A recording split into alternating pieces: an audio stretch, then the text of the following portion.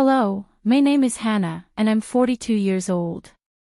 I've been married to my husband, Elias, for a decade. We initially worked together, but now we are employed at different branches of our company. Elias is known for his responsible attitude at work and is quite popular among his colleagues. He's confident and ambitious, always striving to present a strong image. In contrast, I tend to be quieter and less conspicuous, which made it all the more surprising when Elias, with his dynamic personality, took an interest in me. After 3 years of dating, he proposed to me with a lavish bouquet of roses, making me feel deeply cherished. I accepted without hesitation, eagerly anticipating our life together. However, Elias soon revealed a twist in our plans. He wanted us to live with his parents. I was hesitant about this arrangement, but he convinced me, assuring me that his parents were welcoming and excited about our joint living situation. Reluctantly, I agreed. For the past 8 years, I have resided with my in-laws in what was once solely my husband's home, an arrangement I hadn't anticipated when I imagined married life. My days begin early, often with my mother-in-law critiquing minor things, such as how I clean the front door. Despite my efforts to prepare breakfast for the whole family, her incessant complaints persist. As she departs for work, she leaves me hurriedly rectifying any issues, making me feel reduced to mere house help. This routine involves waking up at 6 a.m. to manage household chores and cooking, despite my mother-in-law being at home all day and not contributing. After a long day at my job, I return home to prepare dinner. By bedtime, I'm so exhausted that I fall asleep immediately. This relentless cycle leaves me constantly worn out and stressed. Meanwhile, my mother-in-law relaxes in the living room, enjoying the breakfast I made, all while reminding me to maintain cleanliness so that the neighbors will hold a good opinion of us. Despite the ongoing challenges and the lack of support from my husband in these domestic conflicts, this repetitive cycle seems unending. My father-in-law tends to ignore the mistreatment I face, burying himself in his newspaper, seemingly oblivious to the tension. Ever since I moved in with my husband's family, the relentless stress has taken a severe toll on me. I've lost significant weight, and even my menstrual cycle has ceased, making it impossible for us to conceive. Despite my mother-in-law being a substantial source of this stress, I'm the one who gets blamed for our inability to have children. There was a time when I took pride in my appearance and personal care, but now I hardly recognize the woman looking back at me in the mirror. The constant criticism from my mother-in-law and my dramatically changed appearance have plunged me into deep depression. I've grown so accustomed to yielding to her demands that I've become completely submissive, feeling numb and lacking the energy even to think about leaving. The situation grew even more painful when I received devastating news. My father had passed away unexpectedly in an accident. It had been ages since I last visited my family home, mainly because my husband and mother-in-law would express their displeasure whenever I mentioned wanting to go. Filled with regret for not spending more time with him, I knew I needed to attend his funeral. When I told my husband and mother-in-law that I needed to go to my father's funeral, they coldly responded before I could even finish speaking. "We're not going. Let your family handle it." Their heartless reaction left me trembling with anger and grief. All I could muster in response was a quiet, "Understood." Many people attended my father's funeral. He was self-employed and had many connections, and the air was filled with tears, showing just how beloved he was. My mother, whom I hadn't seen in a long while, was shocked by my frail appearance. "Hannah, what happened? You look so thin," she exclaimed with worry. "Are you sick?" Seeing how worn out I looked, she burst into tears, terrified at the thought of losing another loved one. "No, Mom, I'm not sick," I reassured her, trying to calm her fears. As I sat in the waiting room, taking a moment to myself, her concern made me reflect on the past few years. My interactions with my husband and mother-in-law lacked any semblance of comfort or support, even during such a critical time as my father's death. This fueled my anger further, and I decided to confide in my mother about my challenges at home. Living with my in-laws has been more challenging than I ever anticipated, particularly because of the constant bullying I endure from my mother-in-law. It's wearing me down, I admitted. During a candid conversation, I shared these feelings with my mother, who looked at me with deep concern. "I'm glad you're not physically ill, but this doesn't make me feel any better." "Is this why you haven't been visiting?" she asked. I nodded, confirming her suspicion, which only seemed to deepen her worry. She handed me a piece of paper, urging, "Take a look at this, then think carefully about your next steps." It was my father's will. He had always been thorough and cautious, having prepared it just in case. As I read through the document, I stumbled upon a line that made my heart skip a beat. It mentioned an inheritance of $5 million. The shock of such a large sum momentarily lifted my spirits, sparking a flicker of hope. With this money, I could build my own house and leave my in-laws' place, I thought to myself, the idea filling me with a sudden rush of excitement and relief. Back at my in-laws' house, I continued with my usual household chores, but now, plans were brewing in my mind. I noticed the house got messier on days when I was preoccupied with thoughts of independence. No one else seemed inclined to pick up the slack. As I went about my tasks, the inherited $5 million was a constant distraction. Despite the tense atmosphere at home, my desire to stay with my husband, Elias, remained strong. So one evening, after his parents had retired for the night and it was just the two of us, I decided it was time for an open conversation. "There's something I need to talk about," I began, breaking the silence. Elias looked at me, an expectant expression on his face. "It's about my father. I've come into an inheritance," I disclosed. "Oh. How much?" Elias asked, a note of curiosity in his voice. $5 million, I revealed. His eyes widened, a mixture of surprise and excitement evident on his face. "He left you that much? That's incredibly generous," he commented. Then, after a brief pause, his tone shifted. "We should discuss how we might use this money." I felt a surge of relief that Elias seemed receptive, and I was ready to broach the main issue at hand. This was the moment I had been waiting for, to discuss our future and the possibility of moving out from under the oppressive shadow of my in-laws. But before I could voice my ideas about using the inheritance to build our own home, Elias interjected with a shocking suggestion. "We need to transfer that money to my mom's bank account right away," he declared. I was stunned, thinking he must be joking. "Why would we do that? The inheritance is mine." "It wouldn't be right to give it to your mom," I responded with a laugh, hoping he was just teasing. Elias's reaction was immediate and fierce. He slammed his hand on the table. "What are you talking about? A wife's money belongs to her mother-in-law," he exclaimed. His words were so outlandish that I struggled to believe he was serious. His stern expression sent a chill through me.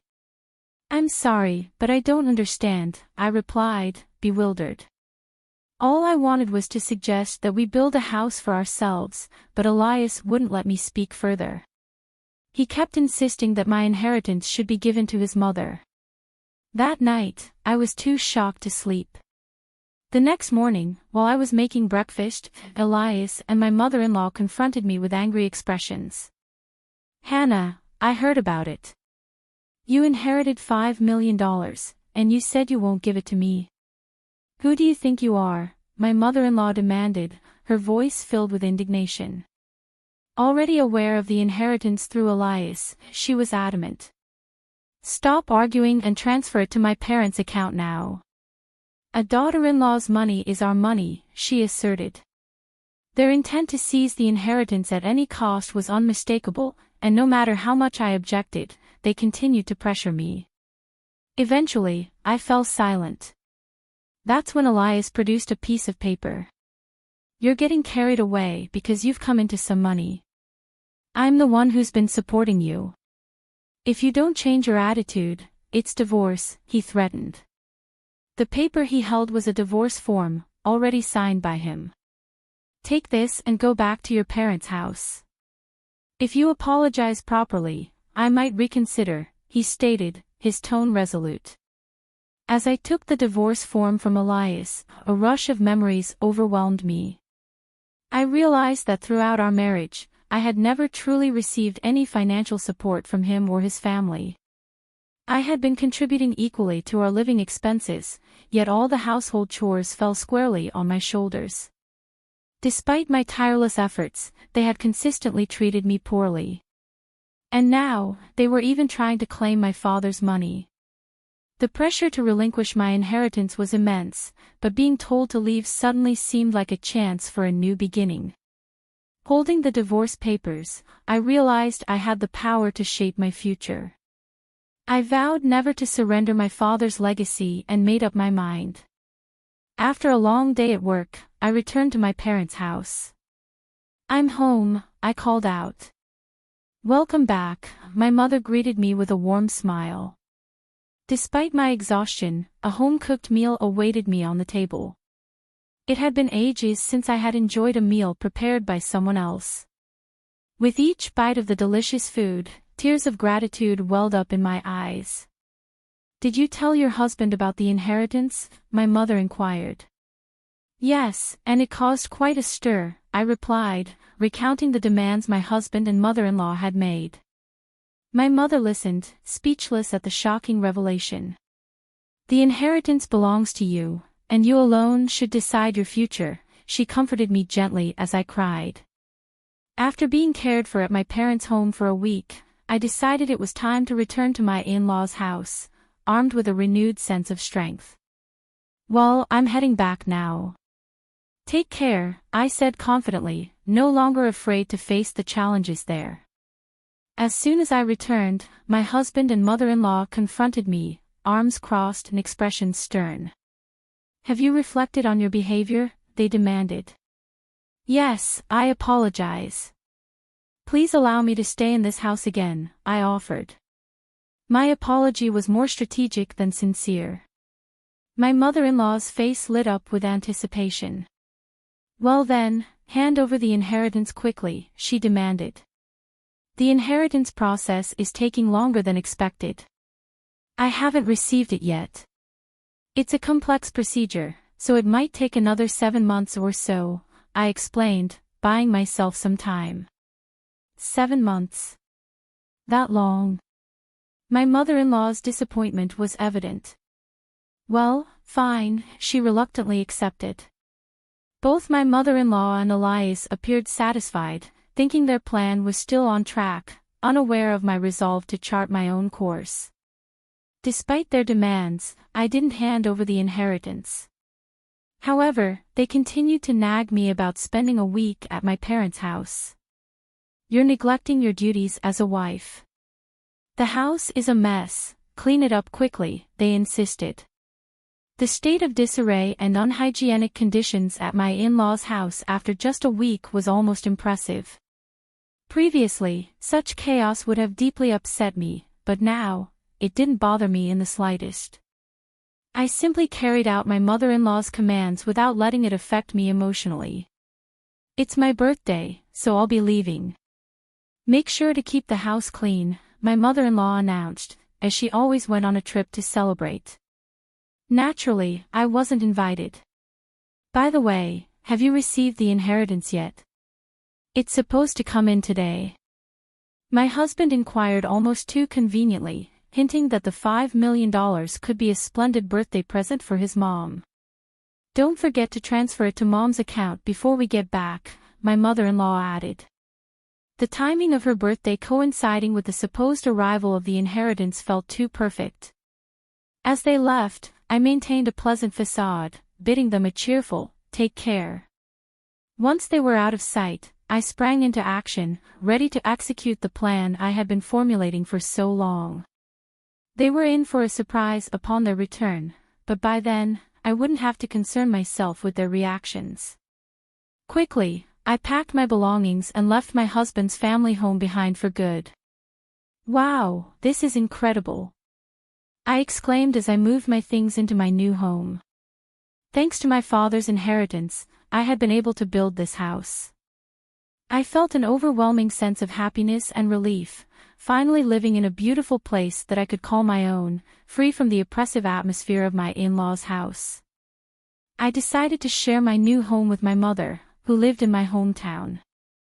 The sense of relief, knowing I no longer had to deal with my in-laws, was profound.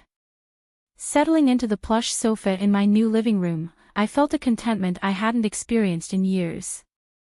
To celebrate this new chapter, my mother and I decided to indulge in a day of luxury. We even hired a chef to cook for us, making the day truly special. The next evening, my phone rang. It was my husband, and his voice was thick with frustration. "What the hell is going on?" he demanded, clearly baffled by the empty house he had returned to. "I won't be coming back there." "Goodbye," I stated firmly, hoping to end the conversation without further ado. But then, my mother-in-law's angry voice burst through the phone. "What are you doing? Where are you now?" she demanded. "You asked me to clean the house, so I packed up my belongings," I replied calmly, maintaining my composure despite her agitation. "That's not a funny joke. Plus, you didn't transfer the inheritance. How many times do I have to tell you that a daughter-in-law's money is mine?" she shouted. "Huh? I'm single, you know," I retorted, my patience wearing thin. Suddenly, my yelling mother-in-law fell silent. "Single?" she echoed, confused. "Well, I'm divorced." I was handed divorce papers, so I submitted them. "I'm a stranger to you now. Goodbye," I said and ended the call abruptly. I couldn't help but chuckle, imagining the stunned expression on my mother-in-law's face. The freedom from that oppressive family brought a huge sense of relief. In the days that followed, I received numerous calls from my ex-husband. Whenever I had some free time, I deliberately answered the phone and calmly ignored the insults hurled by my ex-husband and ex-mother-in-law. I made sure to record all these calls. With the recordings in hand, I decided to seek advice from the police. Harassment from an ex-husband is, unfortunately, common, and I was determined to take every precaution to ensure my safety and peace of mind in my new life. Addressing harassment early is crucial to prevent it from escalating. Thankfully, when I approached the police with my concerns, they acted promptly and visited my ex-husband's family. For my ex-in-laws, who were deeply concerned with maintaining a pristine public image, just the sight of police at their doorstep was a significant blow. Additionally, a colleague of my ex-husband who lived nearby saw the police visit. Given my ex-husband's high-profile status in the company, word of this incident spread quickly. Colleagues who harbored resentment toward him didn't miss the opportunity to fuel the rumor mill, and soon enough, negative gossip began circulating about him. Eventually, the rumors reached my department. "Did you hear about the police visit?" my colleagues whispered among themselves. "I'm divorced now, so I'm not really in the loop," I responded loudly enough for others to hear. The gossip-loving employees eagerly spread the news further. It didn't take long for the rumor to make its way to my ex-husband's boss. "You've been the subject of a lot of negative rumors, haven't you?" his boss remarked during a tense meeting. My ex-husband, caught off guard, could only protest. "What are you talking about? I can't tolerate men who don't appreciate their wives," his boss continued. "Furthermore, with these damaging rumors circulating, it could tarnish our company's reputation. Therefore, I've decided to transfer you." The transfer order issued to my ex-husband was severe, a relocation to a branch office in the least productive region, likened by some to a deserted island. "Do you understand what this means?" his boss added. Everything my ex-husband had worked for up to that point crumbled. There was no hope of advancement in the foreseeable future. With no option to decline, he had to relocate to this remote area. As for my ex-mother-in-law, she was likely taken aback by her son's suddenly tarnished reputation and the dramatic changes that followed. Following the upheaval, my ex-mother-in-law struggled to cope with the new reality that she could no longer live with her son. This isolation led her to become withdrawn, and over time, she developed symptoms of depression. Concerns about her mental health grew as she began exhibiting behaviors typical of dementia, often causing disturbances at home. My ex-father-in-law found himself in a challenging position, now the primary caregiver for his significantly changed wife. Despite the strained relations, he often lamented, even without blood ties, a daughter-in-law is still a valuable member of the family. The difficulties faced by my former in-laws seemed almost like a form of karmic retribution for the way they had treated me. Meanwhile, my life took a happier turn. Now living with my mother, we've taken up gardening in our spacious backyard. This new hobby has brought me immense joy and satisfaction, something I might never have discovered had I remained in that oppressive household. Gardening has not only revitalized my spirit but also improved my physical health, which had previously deteriorated under the stress of living with my in-laws. I am grateful every day that I made the decision to sever ties with them and have since found true happiness and peace in my new life with my mother.